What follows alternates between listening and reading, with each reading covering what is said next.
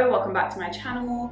My name is Jodie and I help you change your beliefs so you can change your body, your health, and your life. This video, I am continuing my mini series on mini cuts because if you watch my previous video, which was the first of the series, you will know that I have entered into a mini cut and I thought I would explain some of the process to you so that if you want to go into a mini cut, you know whether it's right for you, how to set it up, and some strategies that you can use to have success with a mini cut, because it definitely isn't as easy as a regular calorie deficit. So in today's video, that is what we are talking about. I want to talk about how I approach a mini cut and some of the strategies I have in place to make it easier on myself. Now, as with everything, consistency is key, but when it comes to a mini cut, because it's aggressive, the goal is to get in, get out, and consistency becomes even more important, right? You have much less flexibility to kind of say, oh, it's just one day, or this weekend doesn't matter, or I'm feeling really, really hungry, so let's bring my calories up for this weekend. The point is, it is extreme and you need to kind of push through. Obviously, if you get sick or injured or something like that, then you need to change the plan altogether.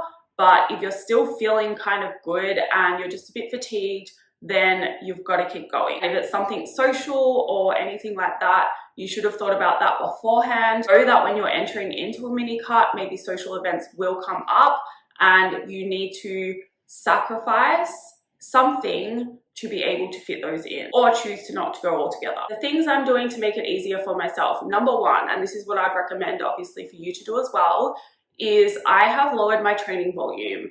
What this means is I'm actually doing less sets and less exercises as well in my weight training. I do have one conditioning day in my program, but that is a continuation of what I've already been doing.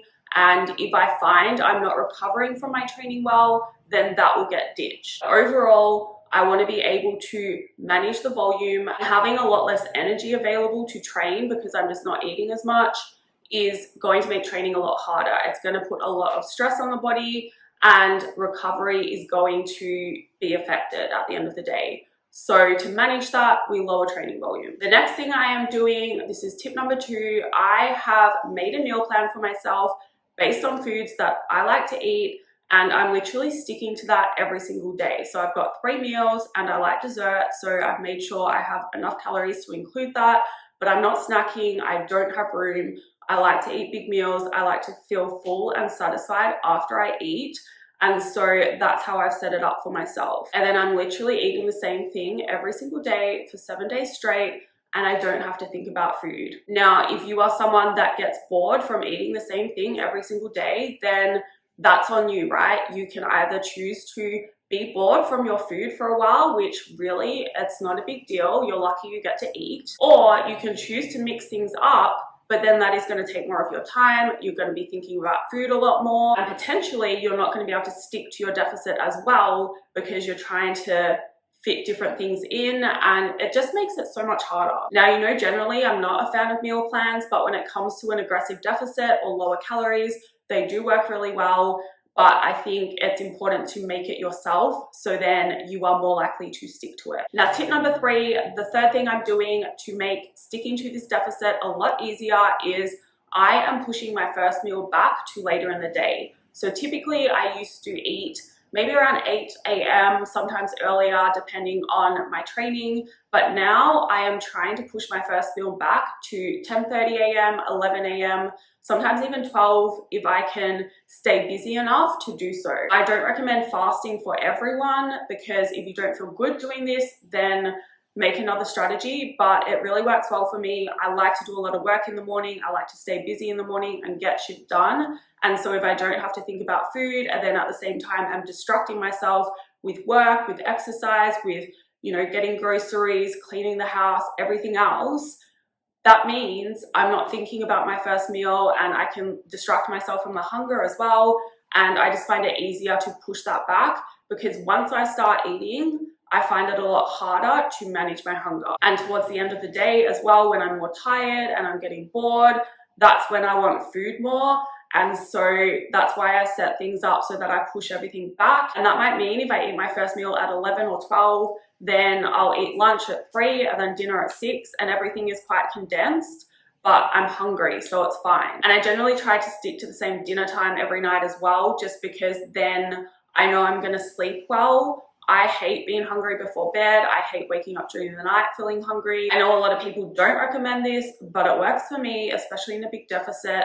I try to eat my last meal kind of close to bedtime, and that way I'm not tempted to have extra food before bed because I'm suddenly starving. Now, the next tip I have for you is to do with going out. When it comes to going out, as I said before, know that this diet is extreme and you might need to do extreme things to stay consistent, right? For example, I went out last weekend, decided I still wanted to go because that was important to me, and as a result, it meant I basically had protein and veggies during the day, and I mean protein and veggies only. I tell clients to do this, and then they've told me they've made some fancy meal with carbs and fats and oils and sauces and all of this other stuff.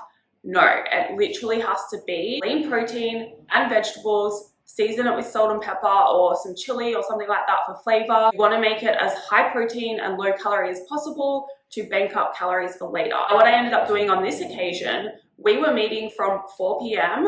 and I knew there was a chance the girls were going to go out, but I actually was set on going home and getting a good sleep because I had a big day the next day. So I decided, I looked up the meal beforehand, I decided I wasn't going to eat out, and I also made this decision because it's a lot harder to estimate what they're actually adding into the meals, and then therefore it's a lot harder to actually stay consistent. So I decided not to eat, and I decided I wanted to get a glass of wine instead.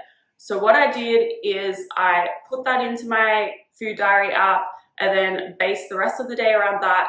And then I came home to eat my own dinner at home. And that's the type of sacrifices you might have to make if you want to kind of do it all. I know some friends and family members won't be supportive of this, but again, that is on them. It's not on you. If your goals are important to you, you do whatever it takes to kind of make them happen. And most people closest to you won't understand what you're doing.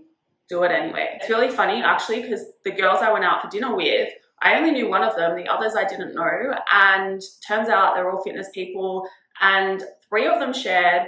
I only had wine, and then the other girl just had a bowl of potatoes. So they were all doing what worked for them in the moment, and it made me feel obviously a lot more comfortable doing that. But at the same time, if they had been weird about it, I wouldn't have cared. I would have still done what was right for me. Now, the last tip I have for you is literally to stay focused on the plan, and that is all. That's all you need to do, right?